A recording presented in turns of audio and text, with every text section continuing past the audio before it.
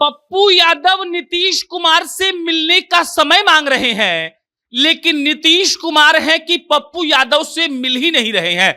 पप्पू यादव ने यहां तक यह कह दिया है कि जब सुरक्षा मांग रहे हैं तब कोई मिलने को तैयार नहीं है, जब मारे जाएंगे तो ये सारे लोग हमको श्रद्धांजलि देने आएंगे।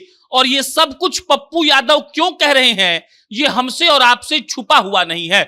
पप्पू यादव ने कहा है कि हमने चीफ सेक्रेटरी को, सीएम साहब के निजी सचिव को फोन लगाया, कहा कि हमको नीतीश कुमार से मिलना है, हमको नीतीश कुमार से समय दिलवा दीजिए। लेकिन अब तक ना चीफ सेक्रेटरी ने रिप्लाई किया है, ना सीएम साहब के निजी सचिव ने। और पप्पू यादव इतने परेशान हो गए हैं कि पूछिए मत।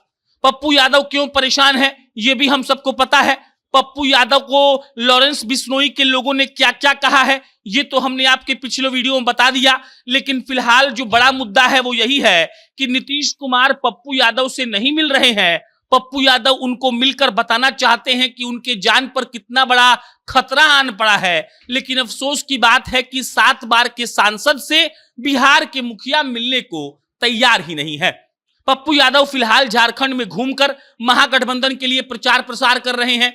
वो जा रहे हैं और हेमंत सोरेन के साथ साथ उन तमाम महागठबंधन के साथियों का एक तरीके से रैली में भाग ले रहे हैं जो नरेंद्र मोदी और बीजेपी के खिलाफ चुनाव लड़ रहे हैं।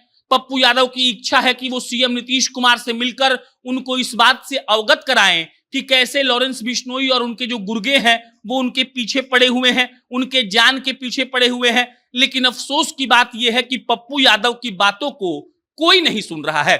लॉरेंस बिश्नोई की तरफ से पप्पू यादव को फोन आया है, उनको हड़काया गया है, कहा गया है कि तुमको माफी मांगना पड़ेगा वरना तुम्हारे साथ क्या होगा ये तो तुमको पता ही है। जो औरों के साथ हुआ है वही हम लोग तुम्हारे साथ भी करेंगे। और ये तमाम बातें हो रही हैं क्योंकि पप्पू यादव ने कहा था कि 24 घंटे के अंदर वो लॉरेंस बिश्नोई के सारे नेटवर्क का खात्मा कर देंगे। और जब ये तमाम चीजें अब सामने आ गई हैं तब पप्पू यादव गृह मंत्री अमित शाह को पत्र लिखते हैं।